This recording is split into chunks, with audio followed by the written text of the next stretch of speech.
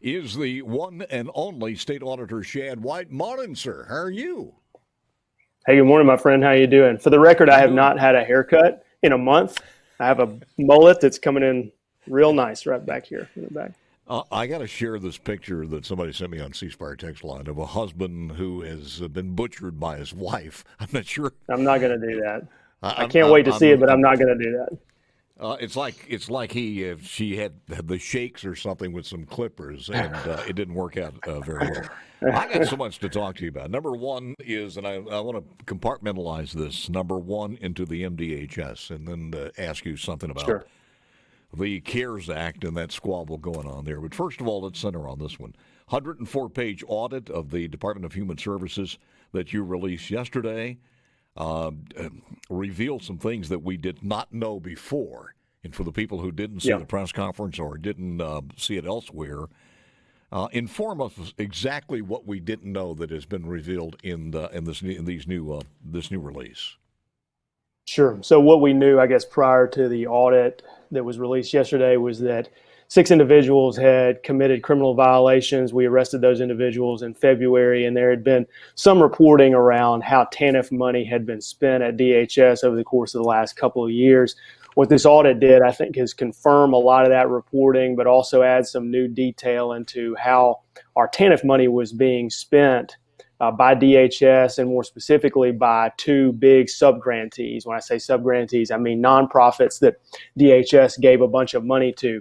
And the conclusion of the audit is that $94 million of that spending has been questioned by the auditor's office. So what that means is we either see evidence that the money was misspent, meaning it was spent in violation of the law, or we were unable to find adequate documentation to prove that it had been spent appropriately under the law.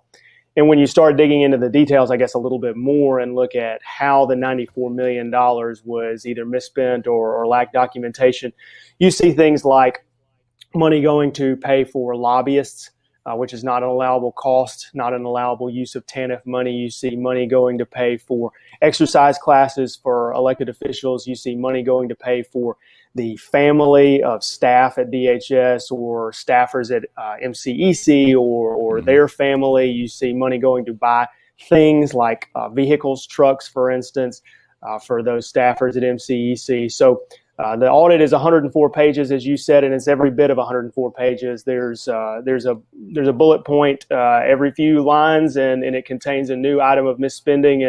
And it's unfortunate when you see something that bad. It's one of the most egregious audits that my staff have ever seen.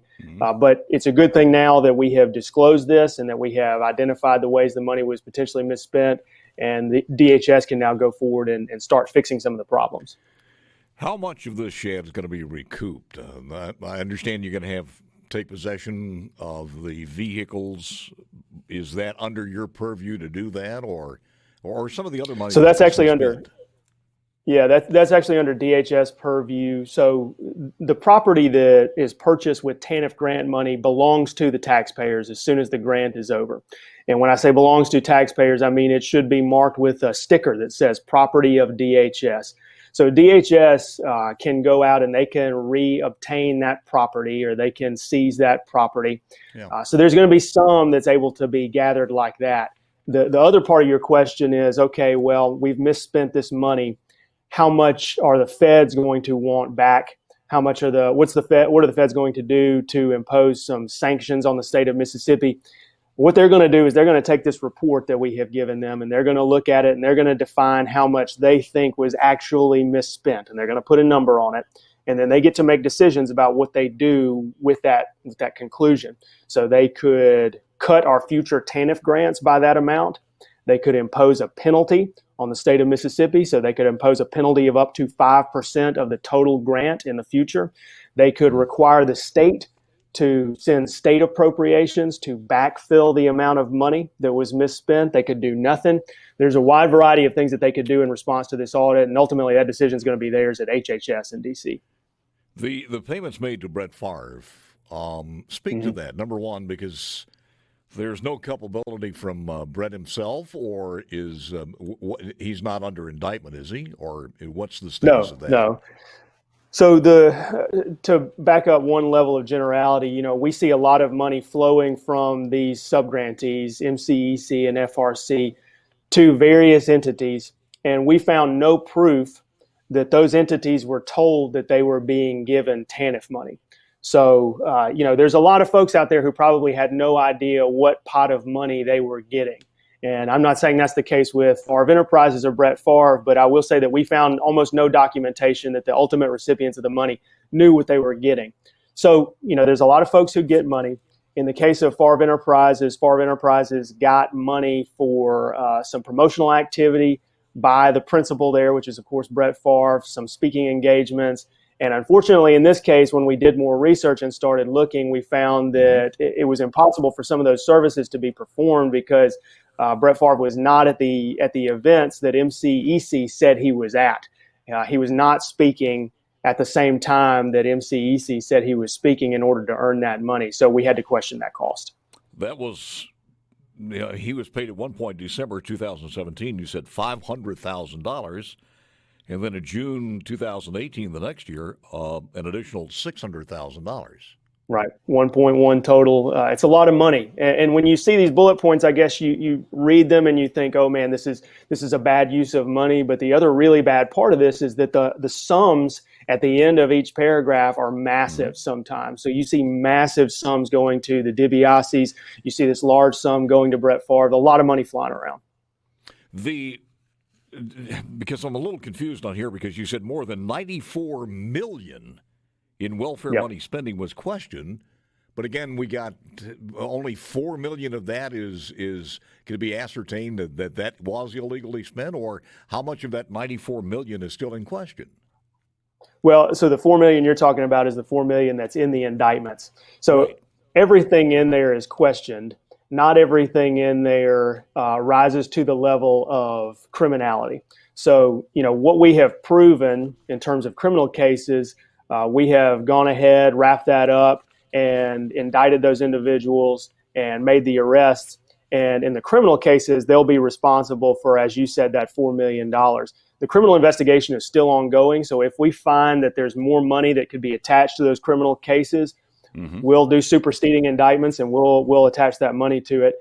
There's another question there that you've asked basically, which is, okay, even if it's not criminal, what's misspending, right? What is spending in contravention of TANF law or TANF regs? And really that question is going to be answered by HHS. They're the ones with the legal authority to tell us to the penny how much was actually misspent.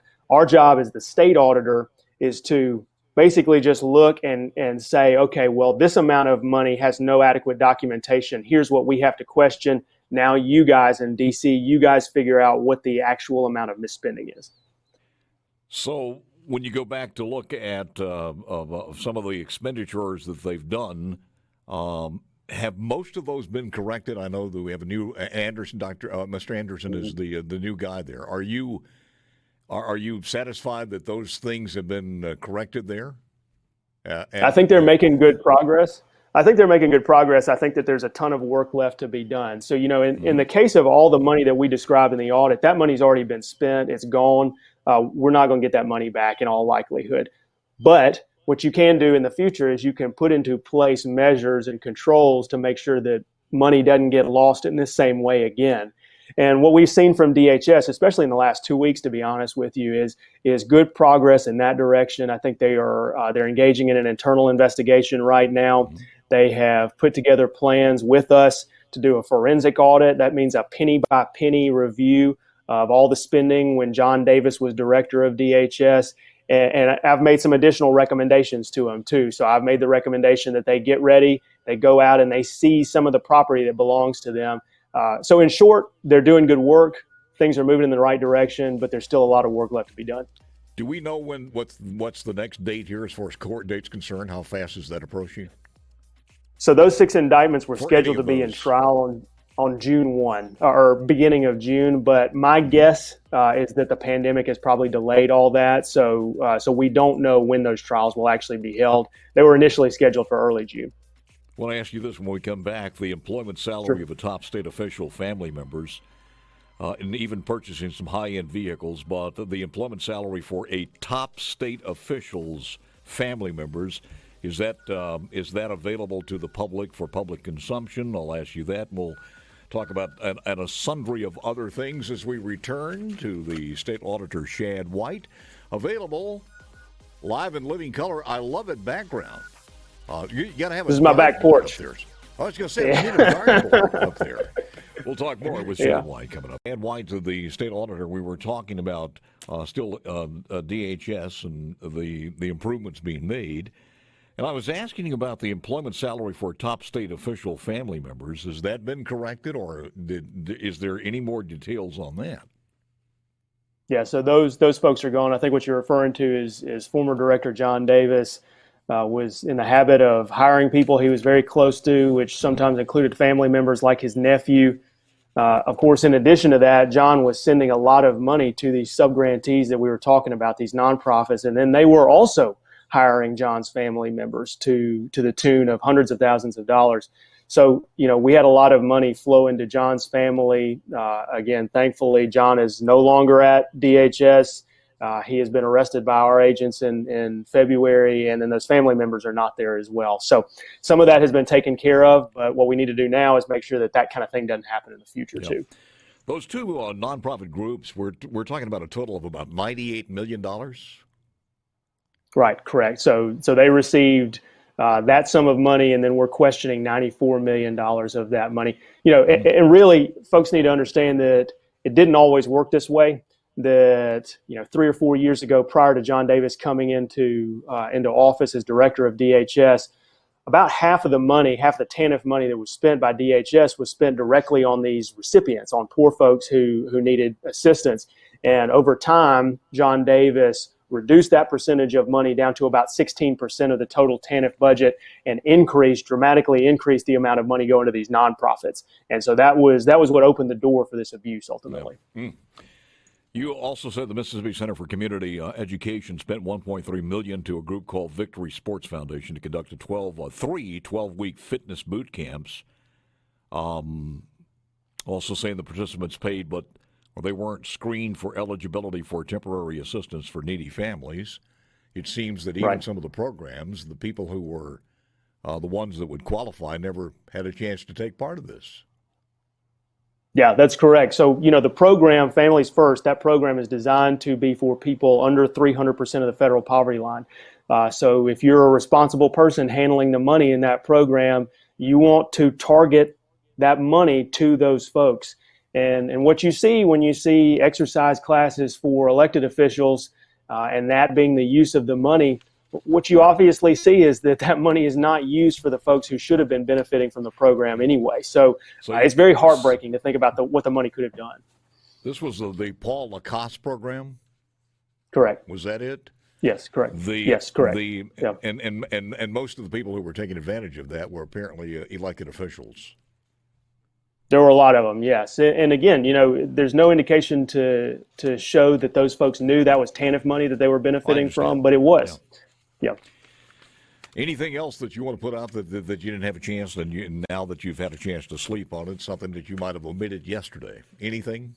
Well, it's a long audit, and there's a lot packed in there. I think it's going to take a lot of time for us as taxpayers to take all this in and to figure out where the money went and to think about what we would do to correct it. But the good news to me is that if there was ever a signal to folks in government that you have to follow the rules, that you have to follow the law, that the day of just listening to your boss, if your boss is somebody who controls a bunch of money, that day is over. You have to follow the law, and you have to know there's somebody out there watching.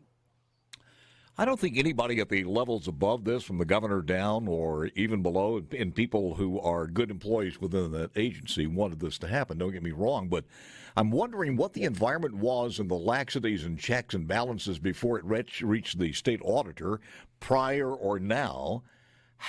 What was the environment, and does that environment exist in other state agencies? Yeah, you certainly hope not. But what I can tell you from looking at emails and having discussions, our staff having discussions with staff over at DHS is, there absolutely was an environment of fear around John Davis. People were afraid to speak up and buck him. I think they were afraid they would get fired. And as a result, a lot of folks just turned a blind eye to a lot of this money flying around. And some of them even helped him perpetrate this whole thing. And so, yeah, that's a real problem that can develop around one individual. It's almost like a cancer, and it can just metastasize over time. You hope that doesn't happen at other state agencies, but that's why we do the audits. That's why we check. Did you find any of the contracts that were cut by John Davis, whether they had to do with the contracts for building location, services to the building itself, all of these necessary contracts that maybe go through DFA, did you look at those? So a lot of those contracts, a lot of those contracts that lived at DHS we saw, and a lot of those contracts are legitimate because they're going through some series of checks and balances outside of DHS, like they may go through DFA, or they may go through several different counsel or people at DHS. A lot of the problems happened at the sub-grantee level. So, we would hear staffers at DHS tell us, well, somebody told John that he couldn't spend state money, DHS money on X. So he just picked up the phone and called his nonprofit that he had given a bunch of money to, and he told them to spend money on X. So whether that's true or not, it's certainly believable because there were very few checks and balances living on top of these nonprofits and more checks and balances living on top of a state agency like DHS. Where are you now in this? Almost through, or you got a long way to go? I think there's a long way to go, to be honest with you. I mean, what this audit conclusion represents is the end of a year of audit work into DHS, but it does not represent the conclusion of the criminal investigation. And the criminal investigation started last year. We made 6 arrests in February, but we have now turned over everything that we have to federal authorities. We are engaging in a joint investigation with them, and of course, they can investigate anything they want to outside of me as well. My suspicion is that now that we have identified the big problems, now that we have put a stop to the money flow into the key individuals that were benefiting, my suspicion is that there's going to be more people potentially down the road who may get indicted, but it's going to take some time to prove those cases up. And you and I may be sitting here in 2 years saying, okay, here's the next thing to talk about related to the DHS case. At some point, it's going to be done. Sometimes these federal investigations take a long time, but at some point it's going to be done and we'll be able to turn the page. So you're basically saying while the adjudication process is going on, you're still going to be investigating?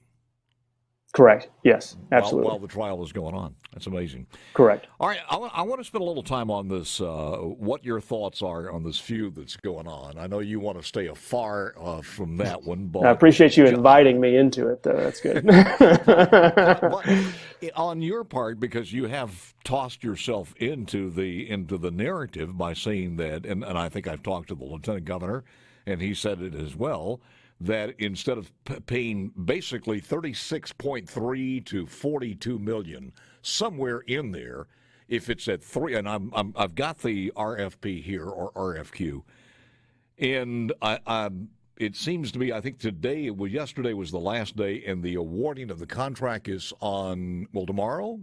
Have you read it? So you're talking about the consulting contract for dispersing that money for the CARES Act? Yeah. Yep. Mm-hmm. And so let me back up a little bit and say this. So the state auditor's office is absolutely not allowed to hand out any CARES Act money.